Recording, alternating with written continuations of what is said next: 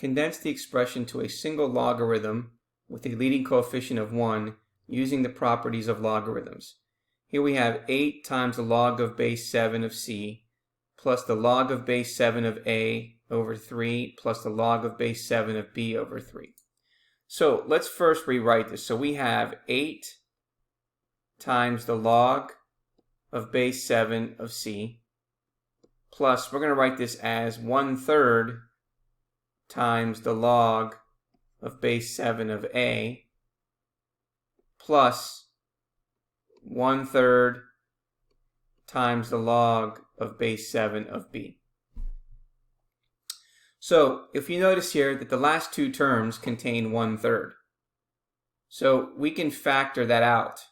So what that means is we can rewrite this as 8 times the log of base 7 of c plus 1/3 times the log of base 7 of a plus the log of base 7 of b. Okay, now what we can do is we can rewrite this addition here as the properties of logarithms using multiplication. So therefore,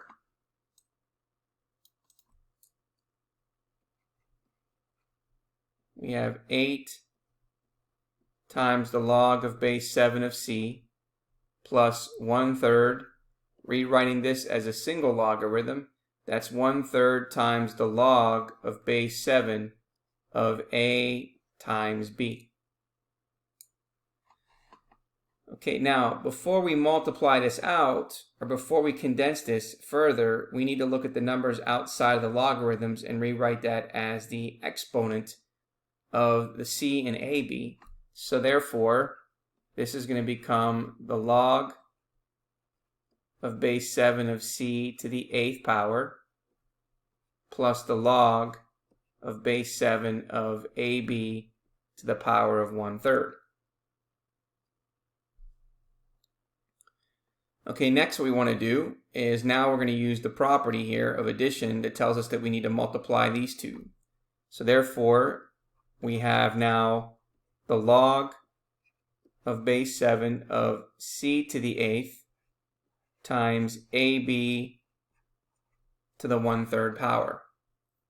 And so now what we need to do is we now need to rewrite.